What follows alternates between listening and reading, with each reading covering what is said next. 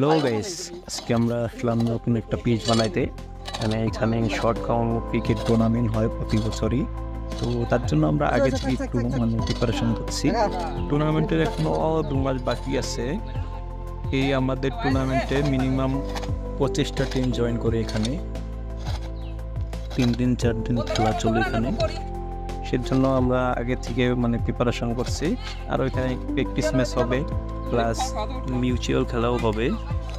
সেজন্য দেখুন এত রৌদ্রের মধ্যে 34 ডিগ্রি সেলসিয়াস, তবু ছেলেরা বহুত কষ্ট করছেন, জন্য ওদেরকে অনেক ধন্যবাদ। পিচটা তৈরি করা অলমোস্ট আমাদের শেষই হয়েছেন। তো কালকে বিকাল থেকে এখানে খেলা স্টার্ট হবে। এই টুর্নামেন্টে আমরা 30টা টিম জয়েন করাই। দেখো রাহুল ছেলেটা এখনো পুরো ফুল জোশে কাজ করছে, আর আমাদের কার্তিক ভাই অনেক কষ্ট করতেছে। এখানে দেখেন আকাশ আমাদের এত কষ্টের মাঝখানেও আনন্দ দেওয়ার জন্য কিছু একটা কমেডি করেই থাকে। তো আজকেও দেখো এখানে ডিগবাজি মেরে দিল একটা। এখানে আমাদের মানিকদা টি শার্ট খুলে গামছা পরে মাঠে নেমে গেছেন, এখানে একবার দেখাশোনা করছেন। বড়রাম ভাই, রাহুল ভাই, সবাই অনেক কষ্ট করতেছে।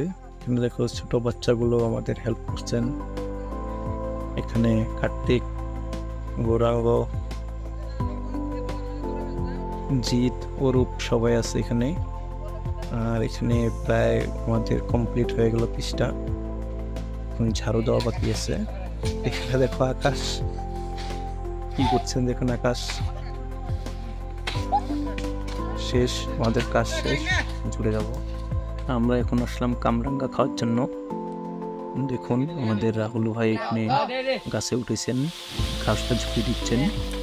আমাদের এখানে আকাশের তো আরেকটা প্রো লেভেলের বুদ্ধি। হ্যালো গাইস, আমরা আজকে ক্রিকেট কি সবাই করে তারপরে আমরা কামরাঙ্গা খেতে এসেছি।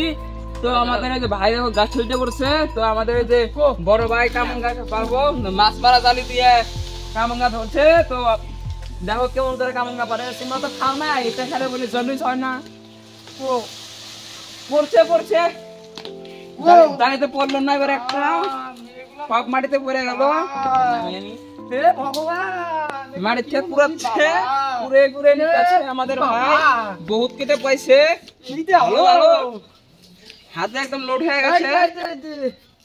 ওই জায়গায় ভাই গাছে তেল নামলো, ওটা মজা লাগতো। দেখো দেখো কোন জায়গায় আটকে আছে একটা, সেটাকে পারুক। কোন দিকে বললো এটা খাবেন, এটা জন্ডিস হবে না, এটা খেতে পারেন না।